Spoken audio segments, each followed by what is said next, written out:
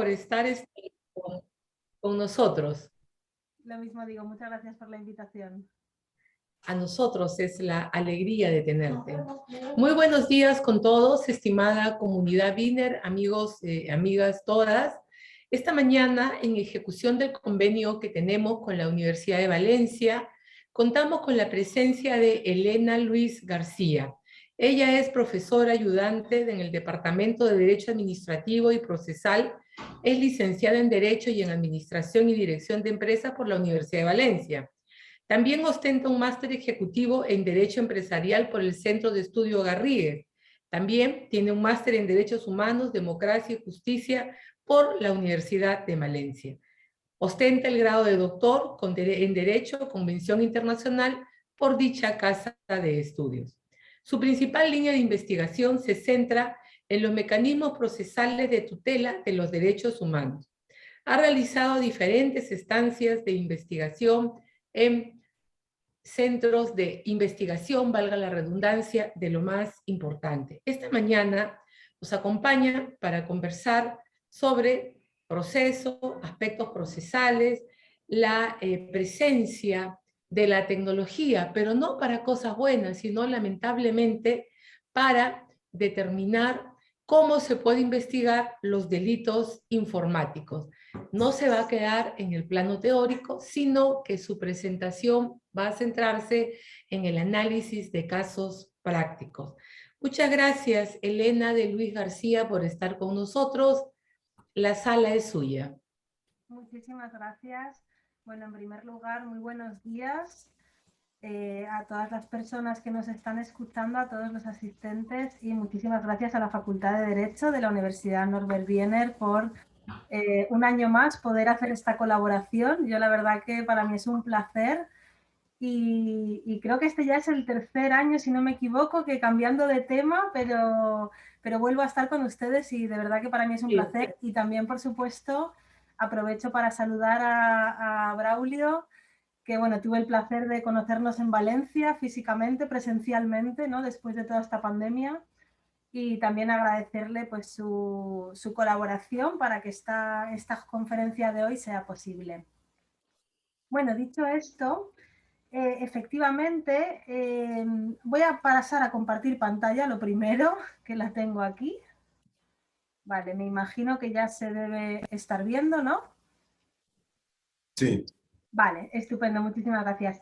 Bueno, pues sin más dilación, como les decía, a ver, perfecto, ahora sí.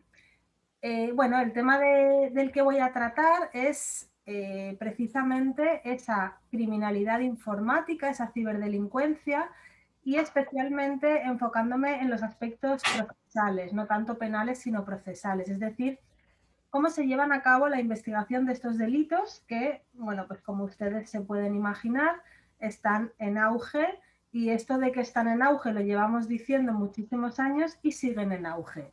Por lo tanto, no sé, es un campo que aunque lleva ya mucho tiempo abordándose, no se puede dejar de lado, no se puede olvidar, porque lamentablemente el avance de las tecnologías conlleva también un incremento en esta delincuencia. Lo que voy a hacer es estructurar la presentación en dos ámbitos, podríamos decir. Primero, una breve introducción un poquito más teórica de carácter sustantivo, refiriéndome a qué entiendo yo o cómo podemos definir este fenómeno de la ciberdelincuencia, de la cibercriminalidad, y luego ya pasaré a entrar un poco más en cuestiones prácticas, ¿no? ¿Cómo se investigan estos delitos? ¿Qué es lo que se encuentra la policía cuando tiene que investigar estos delitos?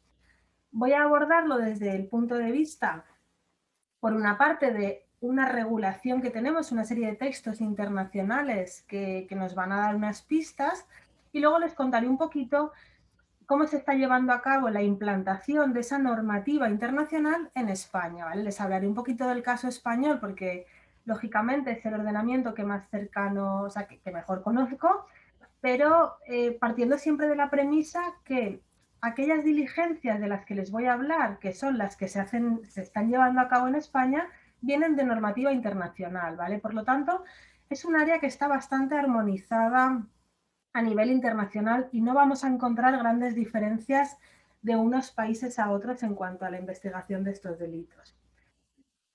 Bueno, como les decía, hecha esta breve introducción, ¿no? Para ubicarnos un poquito en el contexto del que les quiero hablar. Lo primero, la primera idea sería de qué hablamos cuando hablamos de ciberdelincuencia. Yo les he puesto ahí en la diapositiva, como pueden ver, la definición oficial que nos da la Oficina de Naciones Unidas contra la Droga y el Delito. Esta definición, aunque he hecho referencia al término oficial, no es que sea una definición oficial, pero bueno, como viene de un organismo internacional, es una definición que nos puede ser de ayuda. Y como tienen ahí, se refiere por ciberdelincuencia a aquellos actos que infringen la ley y que se cometen usando tecnologías de la información y la comunicación para atacar redes, sistemas, datos, sitios web y tecnología o para facilitar un delito. Y aquí con este inciso, a partir de este inciso tenemos la primera diferenciación, y es que cuando hablamos de ciberdelincuencia no nos estamos refiriendo exclusivamente a delitos que solo pueden cometerse por medios informáticos, sino también a aquellos propiciados por medios informáticos, ¿no? Como pueden ver ahí. En ese sentido, el organismo Europol, que sería el equivalente a la Interpol, pero a nivel de Unión Europea, a nivel de Europa, la agencia Europol ha definido o ha clasificado, mejor dicho, estos delitos informáticos en dos categorías. La primera, lo que sería la criminalidad puramente informática, es decir, todos aquellos delitos que no podrían existir sin los medios informáticos, como tienen ahí delitos dependientes. Y aquí pues podríamos hablar de, bueno, lo más clásico no sería el hackeo de páginas web, hackeo de cuentas bancarias, etcétera. Esos delitos por su propia naturaleza solo se pueden cometer a través de medios informáticos.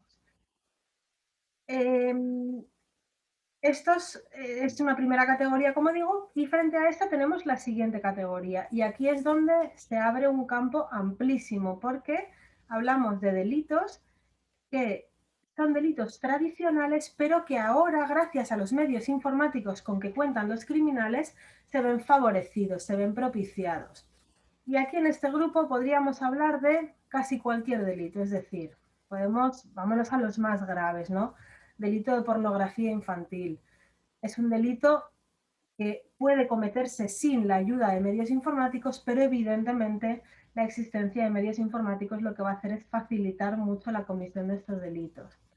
También delitos relacionados con, por ejemplo, la captación de terroristas, delitos de estafas, delitos de hurtos, descubrimiento y revelación de secretos, es decir, tenemos un campo amplísimo. ¿A qué nos lleva esto? Pues evidentemente a una serie de dificultades que va a conllevar la investigación de estos delitos, porque hablamos de conductas de muy distinta naturaleza. Dentro del ámbito de lo que sería la ciberdelincuencia, sí que quería hablarles en concreto o centrarme un poquito más en un ámbito que sí que está cogiendo, podríamos decir, o que estamos observando un mayor auge, y es el de la criminalidad a través de redes sociales. Es decir, ya no estamos hablando de delitos, por ejemplo, que se ven propiciados a través de un foro de internet, o de delitos de hackeo de páginas web, de cuentas bancarias, como decía antes, sino de toda una serie de nuevos delitos, o mejor dicho, de nuevas formas de cometer delitos a través de lo que llamamos redes sociales. Dentro de redes sociales, por supuesto, sin ánimo de hacer publicidad a ninguna de ellas, ¿no? Pero bueno, aquí podríamos hablar desde Twitter, Facebook, Instagram, LinkedIn, WhatsApp, es decir, estoy segura de que todas las personas asistentes ahora mismo a esta conferencia al menos han utilizado una de ellas, ¿no? Aunque sea WhatsApp. Y luego, pues bueno, están todas las demás. Entonces, este fenómeno de las redes sociales, que sí que es un fenómeno también que continúa en auge, tiene esta doble cara, ¿no? Las redes sociales tienen la parte, que podríamos decir, la parte bonita, ¿no? De acercarnos al prójimo, de ofrecernos un nivel de información que antes era impensable. O sea, ahora podemos conocer en directo lo que está pasando en el resto del mundo, pero al mismo tiempo proporcionan una plataforma o una vía para facilitar la comisión de una serie de delitos que son a los que me referiré ahora. Tenemos, por ejemplo, calumnias e injurias. Esto, bueno, en España en concreto, con los políticos lo vemos constantemente, especialmente cuando, bueno, iba a decir cuando se acerca campaña electoral, pero ni siquiera es necesario que haya campaña electoral, ¿no? Los representantes políticos están constantemente denunciándose unos a otros por estos delitos de calumnias e injurias a través de redes sociales como Twitter, por ejemplo. Luego, muy preocupante, el ciberodio, los delitos de odio cometidos a través de redes sociales. Delitos de odio por motivos de raza, nacionalidad, religión, orientación sexual, etcétera. Este es un ámbito también que además, bueno, en España en concreto, desde la Policía Nacional se le está dando mucha relevancia porque es muy preocupante porque ha habido un incremento de los delitos de odio en general, tanto telemáticos como no, en los últimos años. Luego tenemos los delitos de suplantación de identidad. Les he puesto ahí el anglicismo, ¿no? Phishing es la palabra en inglés para designarlos. Y luego toda una modalidad de delitos de acoso cometidos a través de redes sociales. Y aquí podemos hablar, entre otros, el ciberbullying, que sería el acoso escolar a través de redes sociales, el sexting, que es el intercambio de imágenes o vídeos de contenido pornográfico sin autorización de la persona protagonista, ¿no? que aparece en esas imágenes o en esos materiales audiovisuales. Muy grave el child grooming, que es como se ha llamado, ¿no? el anglicismo para designar al acoso sexual de menores a través de Internet. Y finalmente el llamado stalking, que sería una modalidad, podríamos hablar de un acoso con carácter más general, ¿no? También a través de redes sociales. Entonces, bueno, aquí tenemos un poquito un panorama, ¿no? De estos delitos que se pueden cometer a través de estas redes y que quería presentarles en parte porque luego me va a servir a la hora de explicarles cómo se lleva a cabo la investigación.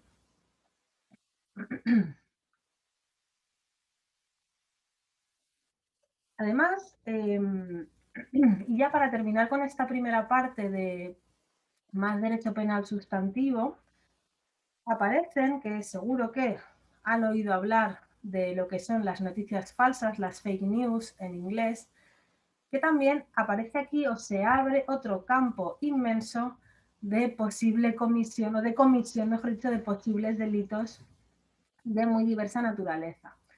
Y es que, como estoy segura de que han escuchado o incluso han podido ser víctimas, podríamos decir, de estas noticias falsas, de esta información falsa, en los últimos 2 años con la pandemia, con esta pandemia global, ha habido un auge desmesurado de las noticias falsas, de las informaciones falsas a través de redes sociales, ¿no? Vertidas a través de redes sociales.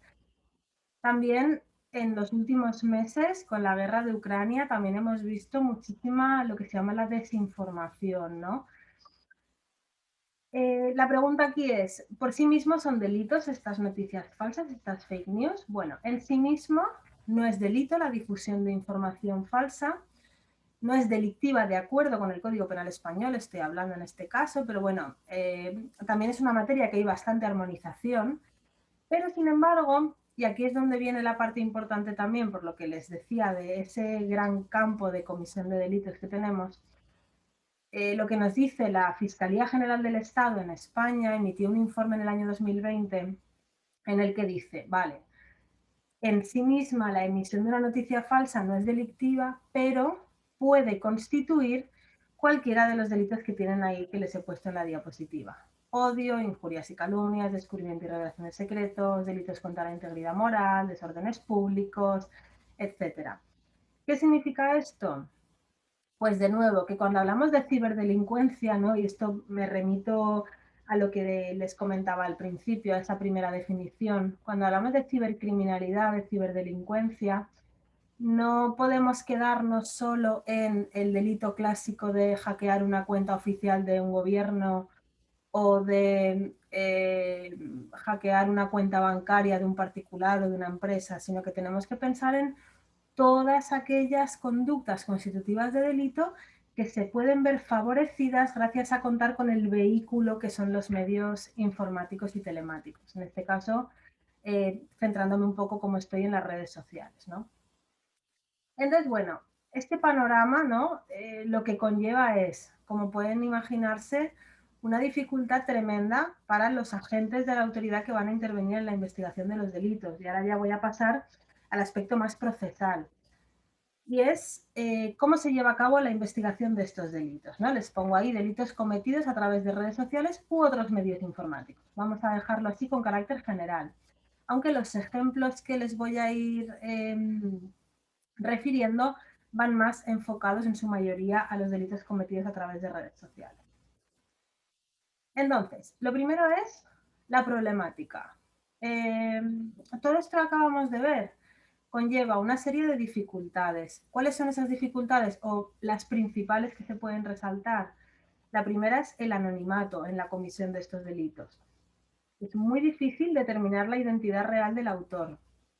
Y aquí cabe hacer una diferenciación, y es que va a haber algunos casos, por ejemplo, si estamos hablando de un delito, perdón, que la he movido sin querer, si estamos hablando de un delito de injurias y calumnias vertidas por un político, una personalidad política, a través de su cuenta oficial de Twitter, no tenemos ningún problema con el anonimato. Sabemos perfectamente quién es la persona que está vertiendo esas expresiones que puedan ser calumniosas, por ejemplo. Pero ¿qué pasa con delitos de pornografía infantil, captación de terroristas, acoso sexual a menores? En estos casos, la persona responsable del delito va a tratar por todos los medios de mantener su identidad anónima. Y esta es la primera barrera. ¿Cómo identificamos, cómo identifica la policía quién ha hecho efectivamente ese acto?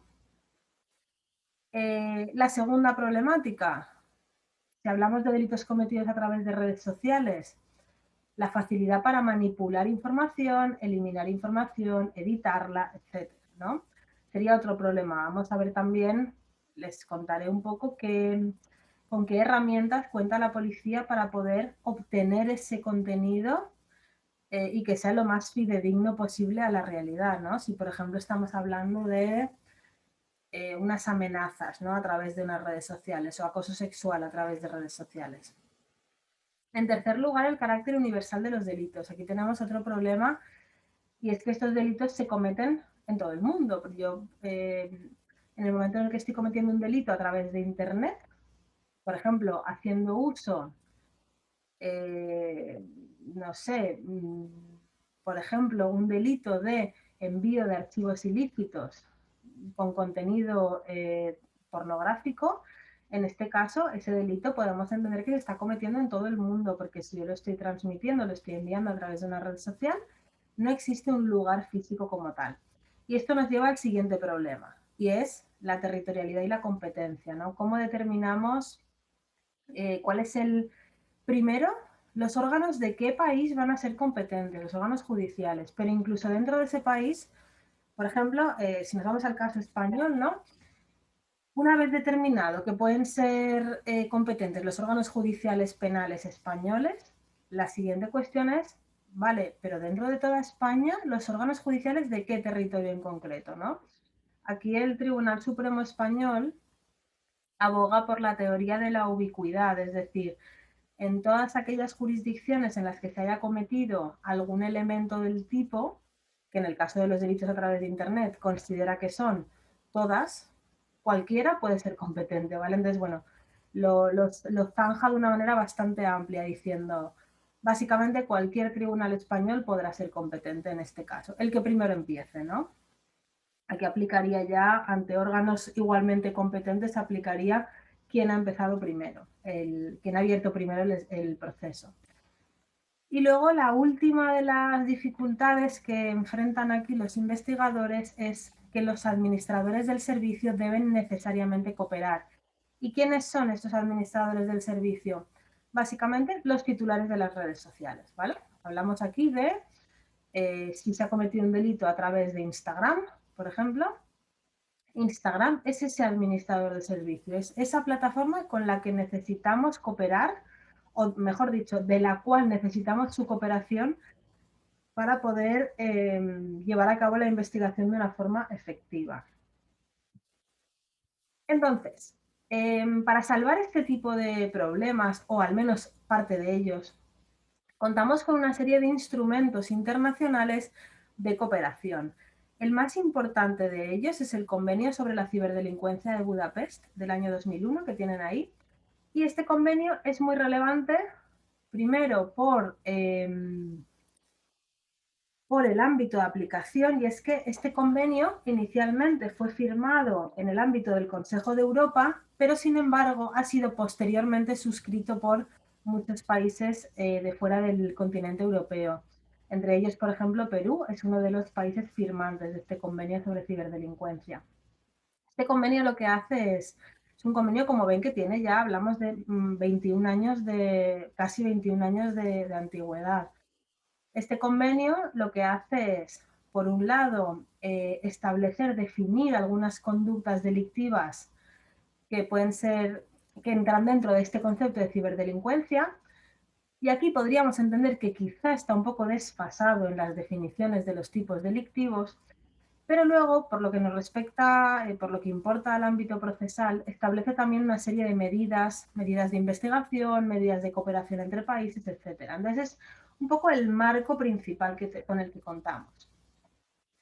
Luego, descendiendo al nivel europeo, como digo, el anterior es internacional, bajando al nivel europeo, tenemos, pues verán ahí, el Convenio de Asistencia Judicial Penal entre los países de la Unión Europea, y la Directiva del año 2014 sobre Orden Europea de Investigación Penal. Básicamente, esta directiva, esta Orden Europea de Investigación Penal, lo que busca es facilitar la investigación cuando, por ejemplo, tenemos un órgano judicial español que necesita recabar una prueba que está en Francia o en Alemania o en Italia o en cualquier otro país de la Unión Europea, ¿no? Entonces se facilita es una forma de facilitar la cooperación judicial internacional dentro de los países de la Unión Europea. Y luego, para el ámbito concreto de Europa y de España, resulta muy relevante el acuerdo de asistencia judicial entre la Unión Europea y los Estados Unidos de América. ¿Y por qué cito en concreto este acuerdo?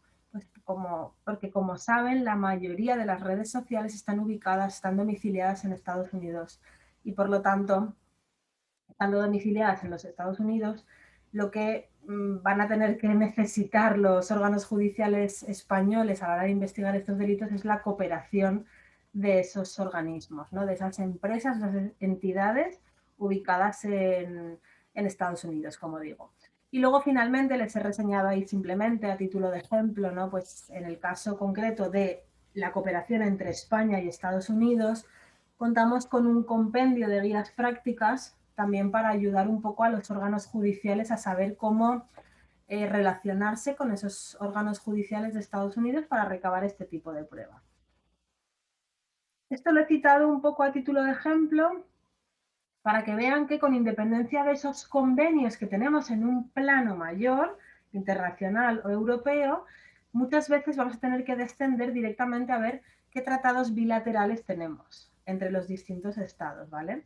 Como les decía, en este caso, pues entre la Unión Europea y los Estados Unidos sería un ejemplo. Entonces tendremos que irnos a ver si existe algún tratado bilateral que favorezca o que establezca una cooperación o unas medidas de cooperación específicas.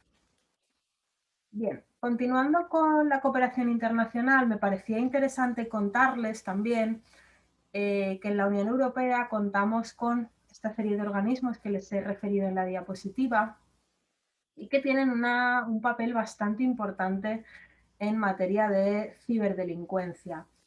El primero y principal es la agencia Eurojust, que tienen ahí, es la Agencia Europea para la Cooperación Penal, la cooperación en materia de justicia penal. Y esta agencia tiene un papel muy relevante, porque, por un lado, ofrece asistencia operativa directamente a los investigadores sobre el terreno, policía judicial, órganos judiciales, etcétera, y por otra parte coordina el trabajo de investigación entre como tienen ahí autoridades de Estados miembros de la Unión Europea y también de terceros países.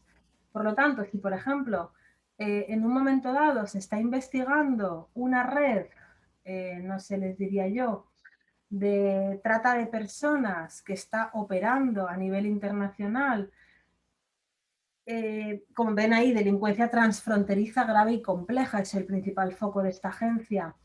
Entonces, esta agencia lo que va a hacer es coordinar que las autoridades judiciales europeas puedan coordinarse, pues no sé, con autoridades judiciales en Asia, en distintos países, o en América, o en África, donde sea. Esta es muy relevante porque además tiene una división especializada en delitos informáticos. Y luego, simplemente a título de ejemplo, comentarles que existen estas dos redes judiciales. La red judicial en materia penal es la European Judicial Network in Criminal Matters, que en este caso es una red entre jueces y juezas de los estados europeos.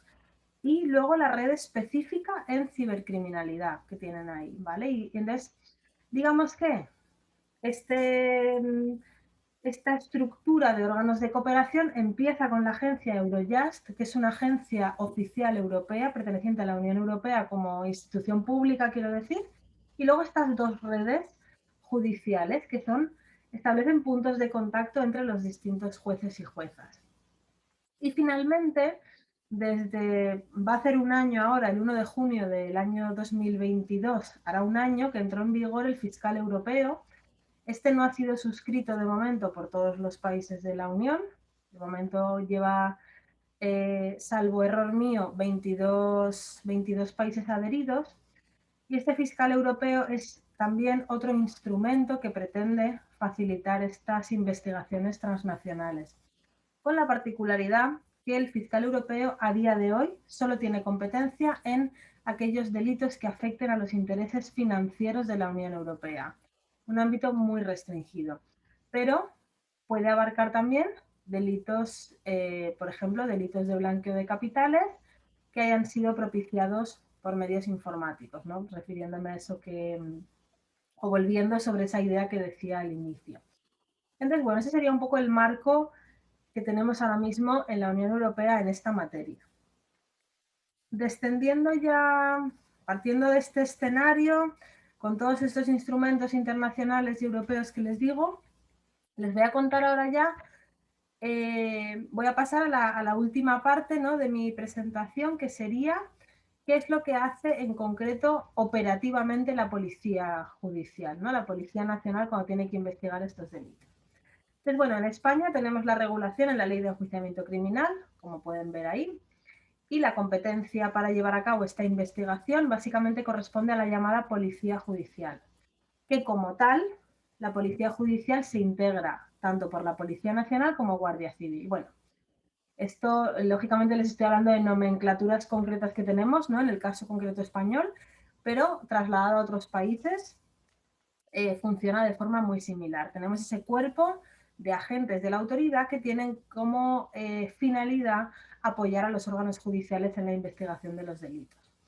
En concreto tenemos la Brigada Central de Investigación Tecnológica y el Grupo de Delitos Telemáticos. Y luego además, dentro de la Fiscalía General del Estado, estas dos divisiones, ¿no?, Criminalidad Informática, y luego una división especializada de la Fiscalía en delitos de odio. Les decía al inicio que los delitos de odio están siendo objeto de especial tratamiento por las autoridades españolas porque se ha detectado un auge bastante importante y gran parte de ese aumento se debe precisamente a los delitos de odio cometidos a través de redes sociales, ¿no?, al ciberodio. De ahí que también la Fiscalía en materia de delitos de odio tenga un papel muy relevante en la investigación de estos delitos. Bueno, y entonces, vamos a ver. Tenemos ya, ¿no?, estos órganos, esta policía judicial. ¿Qué es lo que puede hacer la policía cuando se enfrenta con un delito de estos? No tiene que investigar un delito de estos. Pues bueno, principalmente las diligencias que tenemos, diligencias de investigación en el ordenamiento procesal penal español, vienen, como les decía muy al inicio, vienen de ese convenio sobre la ciberdelincuencia de Budapest, ¿vale? Por lo tanto, todas estas diligencias de las que les voy a hablar realmente están armonizadas a nivel internacional. La primera es captar y conservar las comunicaciones. Vamos a imaginarnos que estamos hablando de un delito de pornografía infantil consistente en el envío de material de pornografía infantil a través de una red social.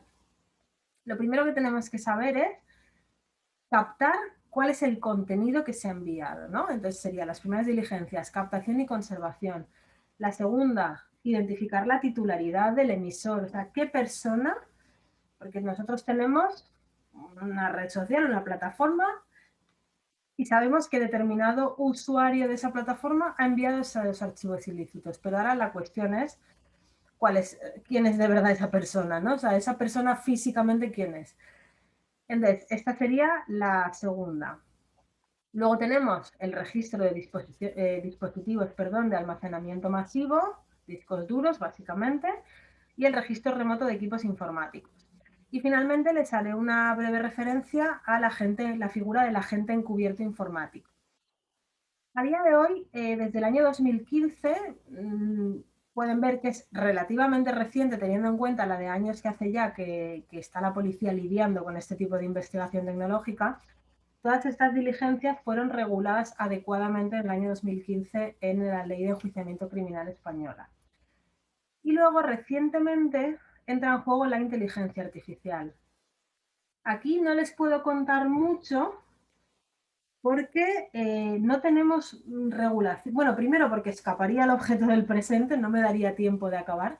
Y segundo porque realmente todavía no lo tenemos regulado en España. Entonces, ahora mismo, por ejemplo, sí que existe un algoritmo que ha desarrollado un chico joven, de 24 años, español, un ingeniero, ha desarrollado un algoritmo que lo que hace es rastrear las redes sociales para identificar delitos de odio.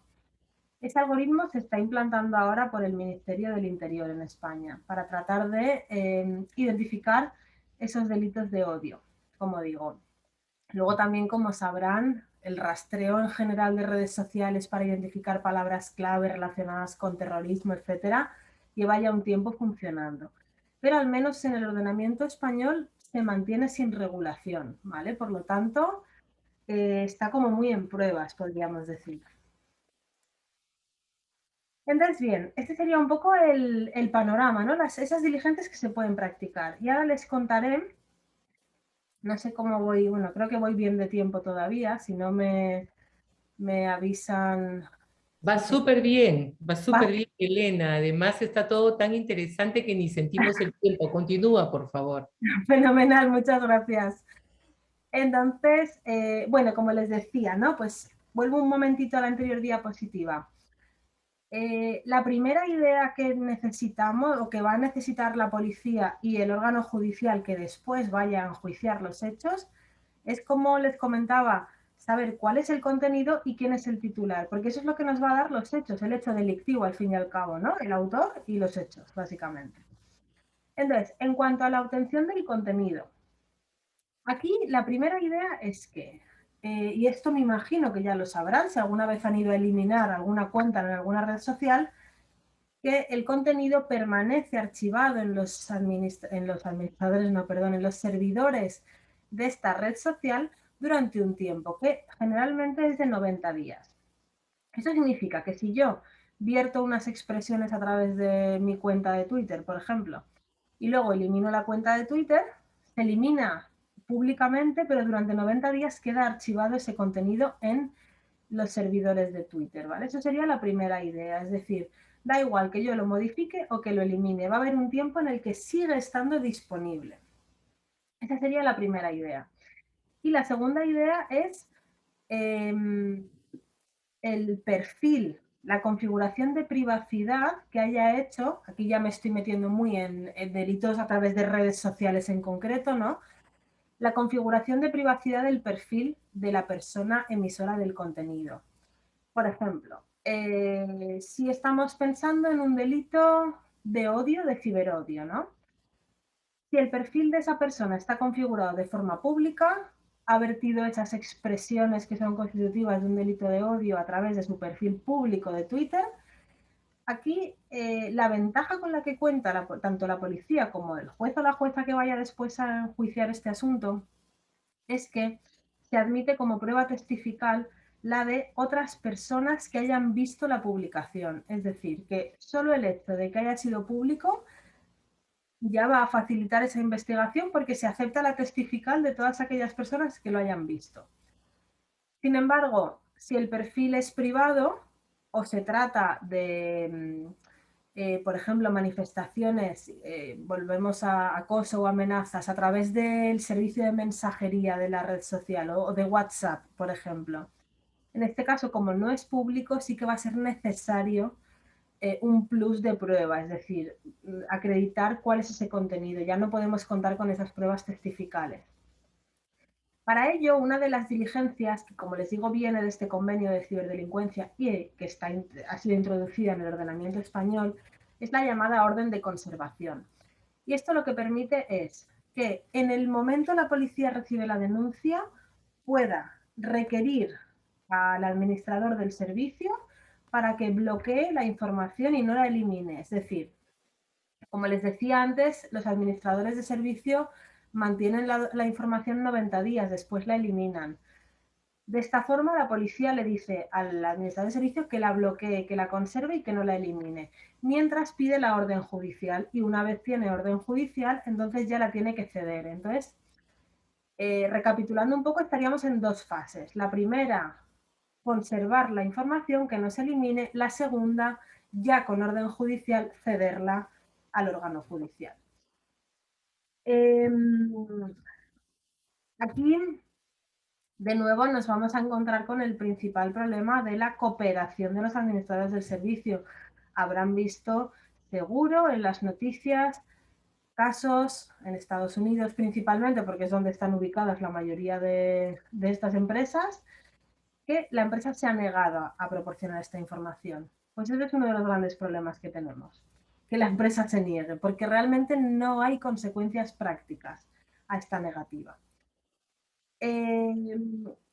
También, continuando con el contenido, ¿qué validez tienen las capturas de pantalla en este ámbito? Es decir, una cosa ya hemos visto que tenemos la posibilidad de las testificales de las personas que lo hayan visto, la posibilidad de que la policía recabe esa documentación, esa información de los administradores de servicio. Y luego la tercera posibilidad es que yo, víctima del delito, haga una captura de pantalla con mi móvil de ese mensaje que he recibido. En este caso, el Tribunal Supremo Español es bastante cauto, no quiere admitir directamente como prueba esa captura de pantalla. Y lo que nos dice es que se podrá admitir como prueba, pero es prueba personal, o sea, es equivalente a la prueba testifical. Podríamos decir quizá un poquito más cualificada, pero siempre que venga acompañada de una pericial que diga que no ha sido manipulada esa captura, etcétera, etcétera. O sea, no es tan fácil hacer una captura de pantalla y aportarla a un proceso judicial, al menos en España con la posición que tienen ahora los órganos judiciales. De modo que, como digo, haría falta un plus. Les he puesto en la diapositiva, debe apoyarse en una prueba pericial. ¿Y eso por qué? Pues porque lo que nos dice el Tribunal Supremo es que es muy fácil manipular un archivo digital, manipular una foto, por ejemplo. Yo hago la captura de pantalla y luego cambio la foto, la edito y agrego cosas que no existían en esa foto inicialmente. De igual forma nos dice también, es muy fácil aparentar una comunicación, crear un perfil falso. Yo tengo mi propio perfil con mi nombre y apellidos y me creo un perfil falso con el nombre y apellidos de la persona a la que quiero denunciar. Simulo una comunicación, hago una captura de pantalla y la presento. Estos son los riesgos a los que se refiere el Tribunal Supremo. Por lo tanto, también lo dejo un poquito en el aire, ¿no? Es un tema que lógicamente va a ser problemático a la hora de determinar la veracidad. Bueno, voy avanzando porque ya me va quedando poquito y no quiero excederme del tiempo que tenía asignado. El siguiente punto, aparte de esta orden de conservación, sería, como les decía antes, identificar al titular. Vale, ya tenemos el contenido, sabemos que este usuario de esta red social ha emitido esta información, esta documentación o ha enviado este archivo ilícito. Vamos a ver ahora quién es esa persona realmente, quién se esconde detrás de ese nombre de usuario. Bueno, aquí la primera, como seguro que saben, la primera herramienta que tenemos es la dirección IP. Las direcciones IP, que son las direcciones de conexión, ¿no? Esos números que identifican una conexión y que van a permitir a la policía saber desde qué lugar se ha emitido esa comunicación. Aquí, en concreto, conforme lo ha interpretado la jurisprudencia en España, es, por una parte, la dirección IP, como en sí misma la IP solo es un número, no revela datos privados, el Tribunal Constitucional Español ha dicho que tiene declarado que la policía puede directamente identificar, o sea, obtener el número de IP y no necesita ningún tipo de autorización judicial para eso, porque es un número sin más. Ahora bien, para dirigirse a la compañía de Internet, proveedora de Internet, y preguntarle, oiga, este numerito de dónde ha salido, ahí sí que necesita autorización judicial, ¿vale? Por lo tanto, en una primera etapa la policía va a poder recabar cuál es el número IP, en una segunda etapa va a tener que de nuevo solicitar la colaboración de terceros. En este caso, no son los proveedores de la red social, sino el proveedor de servicios de Internet. Y como digo, aquí sí que hace falta autorización judicial. Último problema en esta cuestión. ¿Qué pasa cuando tenemos varios usuarios operando bajo la misma IP? Por ejemplo, que la empresa proveedora de servicios le da la información a la policía y resulta que en esa vivienda viven varias personas. Aquí hay una sentencia bastante interesante de la Audiencia Nacional Española en relación con delitos de terrorismo, en concreto radicalización de terrorismo islámico, o sea, captación de terroristas para viajar a Siria a unirse al Estado Islámico. Y hay una sentencia muy interesante en la que la Audiencia Nacional lo que dice es que cuando se produzca esta situación, la policía puede, con autorización judicial evidentemente, entrar en esa vivienda, recoger todos los equipos informáticos que haya, analizar esos equipos informáticos, que aquí ya estaríamos hablando de un análisis sobre el terreno, o sea, en el propio, un registro del equipo informático, no un registro remoto, y ver si en esos ordenadores encuentra algún tipo de indicio. Por ejemplo, en esta sentencia en concreto, el ordenador desde el cual se había intervenido en unos foros de Internet para, como les digo, relacionados con la captación de personas para la organización terrorista del Estado Islámico, desde el ordenador que se había emitido esa información se habían encontrado una serie de documentos personales, contraseñas, no sé qué, que llevaban a identificar en concreto a qué persona había sido. Entonces, bueno, ante esta situación lo único que puede hacer la policía es eso, es tratar de ya físicamente hallar indicios en esos ordenadores en concreto para determinar quién ha sido realmente la persona emisora de la información, o sea, emisora de ese contenido, ¿no? ¿Quién es realmente la autora del delito, por así decirlo? De nuevo, como les decía antes, más problemas para la policía, más problemas para los órganos judiciales, porque no siempre va a ser posible determinar exactamente de dónde ha venido de qué persona física ha venido ese hecho, ¿no? Esa emisión de información. Y ya para finalizar, con esto ya terminaría mi presentación, les quería hacer una referencia a la figura del agente encubierto informático.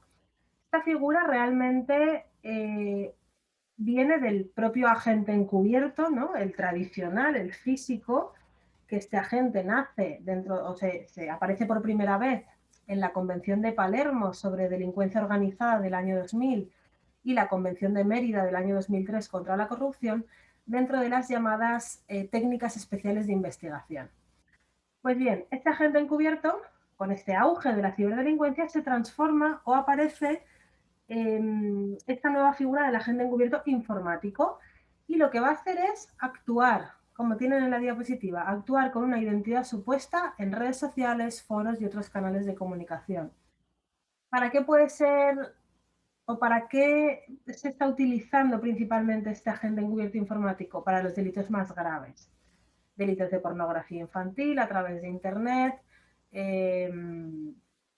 delitos de terrorismo, de captación de terroristas, tráfico de drogas, tráfico de armas, trata de personas, delitos de los más graves que exigen que esta persona se infiltre en esos canales de Internet, en esos foros y trate de conseguir ese intercambio de comunicación del cual se desprenda la comisión del delito. puede incluso, con autorización judicial, como tienen ahí, llegar a intercambiar archivos, por ejemplo, de pornografía infantil. Si es necesario para conseguir localizar la fuente de la que vienen esos archivos, tiene autorización judicial, o sea, con autorización judicial puede hacerlo. Por lo tanto, operaría igual que el clásico agente encubierto, como les decía, sobre el terreno, ¿no? Solo que en este caso informático. Y bueno, pues esto sería un poco, con este agente encubierto informático, cerraría un poco las principales diligencias que se están utilizando, como les decía, en España para la investigación de estos delitos, pero que también, como les adelantaba, no solo en España, sino con carácter prácticamente universal, ¿no? Son las principales herramientas con las que cuenta la policía ante este auge de la ciberdelincuencia. Y bueno, dicho esto, ahora ya sí que creo que doy cumplimiento con el tiempo. Muchísimas gracias a todos los asistentes por su atención y quedo a su disposición para cualquier pregunta que me quieran realizar. Muchas gracias. Muchas gracias, profesora Elena. Realmente muy interesante que nos haya recordado las definiciones en primer lugar y luego los temas que más me han llamado a mí la atención y es la negativa de las empresas, tanto de proveedores de servicio de Internet como de las plataformas, a colaborar de una manera activa cuando hay sospecha de comisión de delitos, ¿no? Entonces, mi pregunta, mi comentario que le pido es, ¿qué se puede hacer? Si gusta puede retirar el PPT, Elena.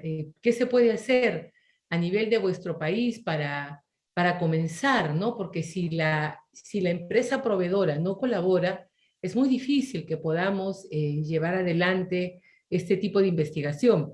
Sobre todo me preocupa que en los casos que usted ha puesto, casi todos ellos se trabajan mucho con niños o adolescentes, ¿no? Donde hay una implicancia mucho más fuerte en la vida futura y en la personalidad de los involucrados. Sus comentarios, por favor, Elena.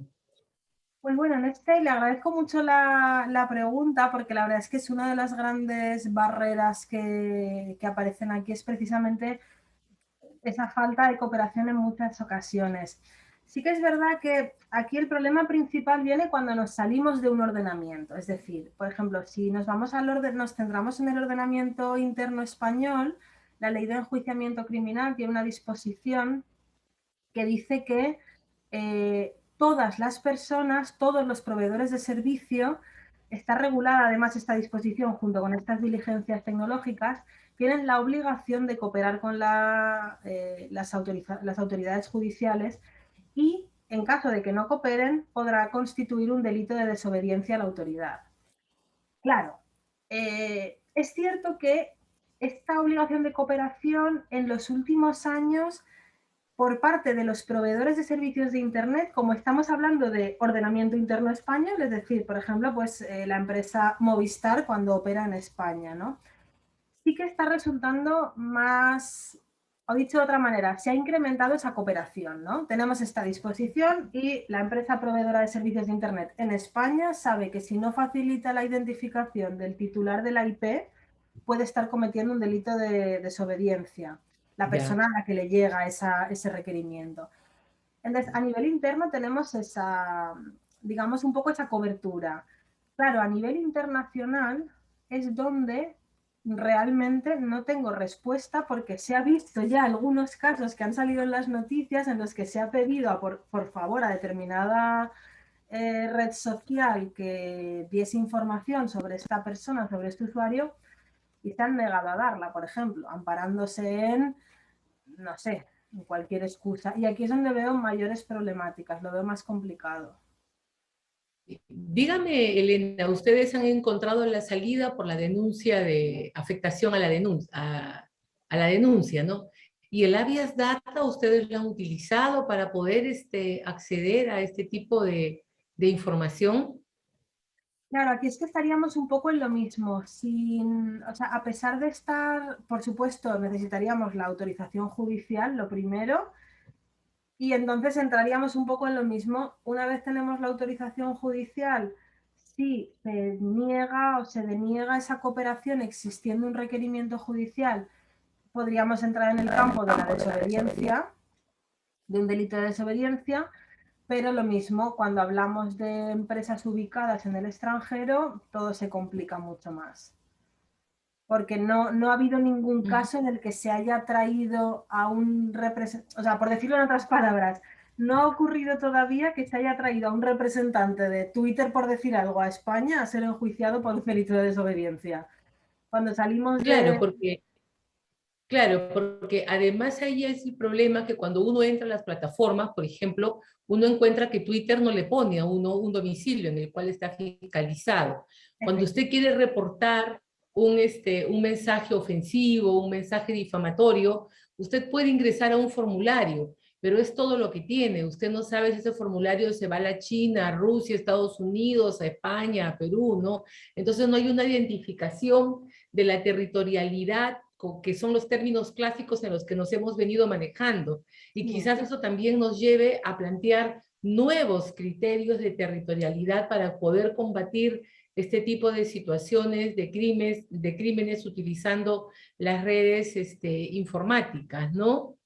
Sí, efectivamente, coincido totalmente, que aquí el problema que tenemos es que tradicionalmente un delito, pues sabemos que donde se ha cometido se investiga, ¿no? Y ya está, y era todo como un poquito más sencillo.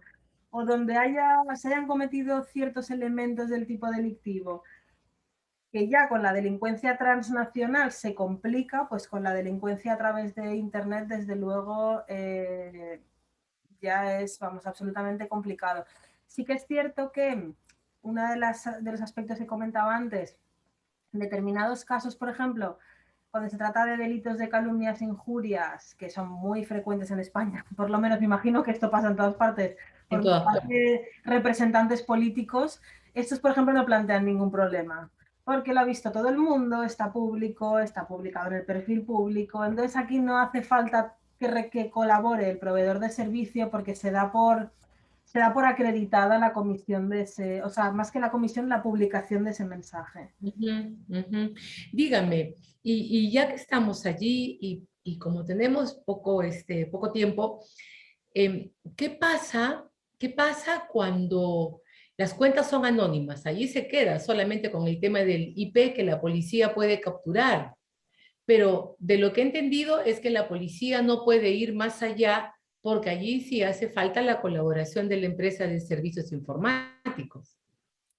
Claro, cuando se trata de las direcciones de IP, aquí sería, primero la policía recaba el número automáticamente y luego, una vez tiene el número, solicita una orden judicial para poder requerir a ese proveedor de Internet.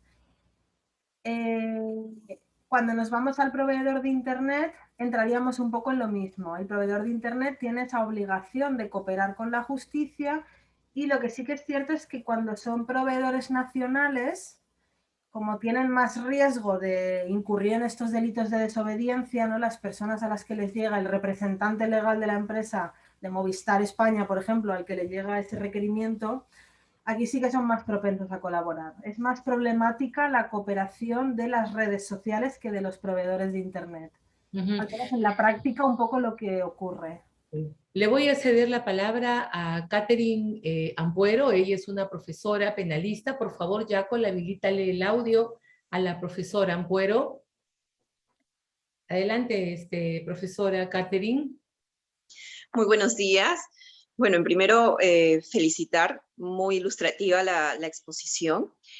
Y mi pregunta iba enfocada en que en estos delitos, pues, la comisión del delito se da en distintos lugares, ¿no? Por ejemplo, cuando hablamos de una organización criminal dedicada, pues, la pornografía, ¿no? Que esta red puede estar manejada desde distintos lugares que están ubicados en distintos países, ¿no?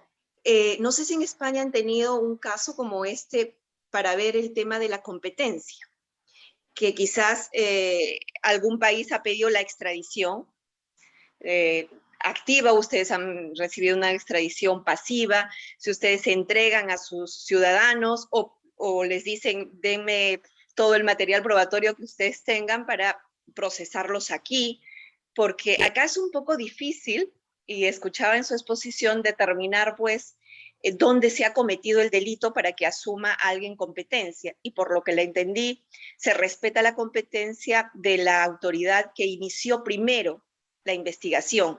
Claro, pero esto a nivel de España. Pero Claro. ¿qué pasa cuando el lugar de la comisión del delito se presenta en distintos lugares, en distintos países? ¿No? No sé qué criterios son los que manejan en España. Bueno, pues lo primero, muchas gracias por la pregunta. Sí, efectivamente, como decía, el criterio del órgano que empiece primero es a nivel interno, es a nivel nacional, pero sí que es cierto que cuando los delitos han sido cometidos en el extranjero o se entiende que se han cometido en diversos lugares, aquí es un poco más complicado y normalmente no les sabría dar una respuesta exacta porque va a depender del caso, de si existen tratados bilaterales con ese otro país, de si estamos en el ámbito de la Unión Europea, por ejemplo.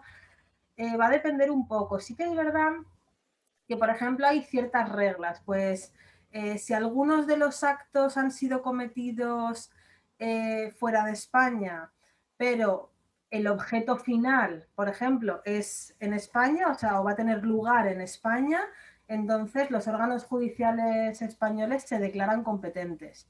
Pero claro, aquí ya entra, como digo, aquí sí que es verdad que nos tendríamos que ir al caso concreto, ¿no? Porque no hay una respuesta uniforme, no hay tampoco unos criterios claros, sino que es en cada caso concreto se ha ido viendo cuántos elementos del tipo se han cometido fuera, cuáles se han cometido aquí, si es un ciudadano español, si no lo es. Entonces, la verdad es que es bastante complicado. Volvemos un poco a lo mismo, ¿no? El tema de la territorialidad y la competencia en estos delitos es una de las grandes problemáticas. Así que la verdad que no podría dar una respuesta porque no la hay así uniforme para todos los delitos. Muchas gracias. Profesor Ítalo Félix, adelante. ¿Le habilitan el audio al profesor Ítalo Pérez, Yacol? Sí, ¿me escuchan bien? ¿Qué tal? ¿Cómo están? Muy buenos días, doctora de Luis García. Felicitaciones por la exposición del día de hoy. Quiero hacerle una consulta. De acuerdo a su exposición, usted señalaba el tema de la Guardia Civil y la Policía Nacional. Entonces, quisiera saber cuál es la diferencia entre la Guardia Civil y la Policía Nacional referente a la práctica de la ciberdelincuencia y también cuáles son los efectos del Convenio de Budapest en la ciberdelincuencia en los países. Gracias. Vale. Muchísimas gracias, muchas gracias por la pregunta. Bueno, respecto de la primera cuestión, la verdad es que inicialmente la Guardia Civil nace porque ambos tienen jurisdicción sobre todo el territorio nacional, e inicialmente la Guardia Civil nace para proteger más determinados delitos. Bueno, nace como para proteger a las personas, podríamos decir. A día de hoy las competencias están un poco difusas entre Policía Nacional y Guardia Civil, entonces va a depender del tipo de delito y del ámbito territorial. Normalmente delitos que afectan a todo el territorio nacional suele involucrarse la Policía Nacional, pero no es raro delitos en los que están ambos cuerpos trabajando. Entonces, la verdad es que está un poco, como le digo, un poco confuso porque de hecho ambos cuerpos tienen su brigada de delitos telemáticos. Bueno, por una parte la Brigada Central de Investigación Tecnológica y por otra parte el Grupo de Delitos Telemáticos de la Guardia Civil. Por lo tanto, normalmente incluso se solapan y están trabajando, cooperando los dos cuerpos al mismo tiempo. En cuanto a la pregunta del efecto del convenio sobre ciberdelincuencia, en el caso concreto de España ha sido la introducción de todas estas, aparte de la definición de algunos delitos del Código Penal conforme las definiciones del convenio de Budapest, también la introducción de estas diligencias de investigación a que me refería. Prácticamente vienen del texto del convenio de Budapest. Entonces, sí, un poco la armonización de los ordenamientos penales y procesales en esta materia. Si era esa la pregunta, si lo he entendido bien. Muy interesante. Estamos ya en hora para acabando y nuestros alumnos hacen dos comentarios. En el Perú, la semana pasada, nos hemos enterado que la información personal de las fuentes de datos de los bancos han sido robadas, ¿no? Entonces, la Asociación de Bancos saca un comunicado como trasladando la responsabilidad hacia el gobierno por el control de las medidas de seguridad. ¿Cuál es la responsabilidad allí de las entidades privadas que manejan información y que son objeto de un ciberataque? Pues a ver, la pregunta, si lo traslado, claro, yo ya lo voy a trasladar al ordenamiento español, que es donde Claro, contesta desde el ordenamiento español. podría dar una respuesta. Claro. En este caso, a ver, a priori la responsabilidad penal sería de las personas que han obtenido ilícitamente esos datos bancarios. Ahora bien, si de algún modo hubiesen cooperado en esa cesión de datos algún empleado de la autoridad bancaria, en España tenemos ahora mismo regulada la responsabilidad penal de las personas jurídicas. Desde el año 2010 fue una revolución porque se introdujo por primera vez la responsabilidad penal de las personas jurídicas, como digo, y precisamente los delitos de descubrimiento y revelación de secretos son unos de los delitos de los que puede ser responsable una persona jurídica. Entonces, en el caso de España, dependería de las condiciones, en resumen, dependería de las condiciones bajo las cuales se ha producido esa cesión. Si ha sido un ataque directo y el banco no ha tenido nada que ver, o si realmente ha habido una responsabilidad del banco, o bien por una falla, o sea, un error en su sistema, que podría ser una responsabilidad civil, o bien porque directamente empleados del banco hayan propiciado la comisión del delito, en cuyo caso sería una responsabilidad penal. Eso llevándolo al marco del ordenamiento español. Uh-huh. Muy bien. Y para terminar, ¿no? Hay un gran tema que se debate mucho, si hablan mal de mí o si hablan cuestiones inadecuadas, borrar la historia de estas acusaciones, falsos ataques en redes. ¿Cómo se hace en su país? ¿Cómo sería borrar la historia? Se refiere a lo que Las sería... publicaciones, los posts en Instagram, en Twitter, en Facebook, Ah, ¿no? vale, que fuesen constitutivos de delitos y yo los elimino de mi perfil, ¿no? Por ejemplo. Uh-huh.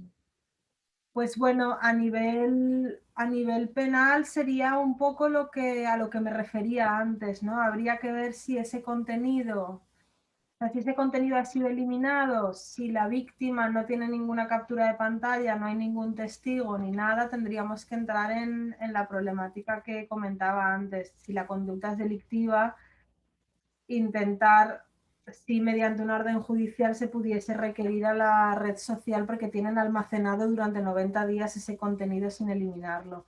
Una vez ya ha sido eliminado totalmente, ya no hay posibilidad. Y luego, sí, por lo que sea, sí que hay testigos, capturas de pantalla, etcétera, pues habrá que ver si es constitutivo de delito o no, también, porque claro, que hay una línea muy fina también entre lo que es delictivo y lo que es libertad de expresión, que ese es otro debate que da para mucho también, ¿no? Y en redes sociales Claro, especialmente... sí, yo podría seguir hablando de este tema. El otro día con un grupo de personas, amigas, discutíamos si decirte fea en redes o decirte gorda o decirte flaca constituía un insulto o no, ¿no? O hasta qué tema era sátira o era una Claro. afectación. Bueno, Elena de Luis García, nos estamos pasando el tiempo, el tema es absolutamente interesante. Muchísimas gracias por estar con nosotros. A los alumnos, muchísimas gracias por haber participado. Sé que los profesores los han enviado de vuestras clases para conversar sobre un tema de tanta actualidad. A los profesores asistentes, mi reconocimiento. Mil gracias. Buenos días. Y a Braulio Arias, un agradecimiento especial por las coordinaciones realizadas. Hasta luego. Muchísimas gracias. Hasta pronto. Muchas gracias. Muchas gracias a todos. Buenos días. Por favor, no se olviden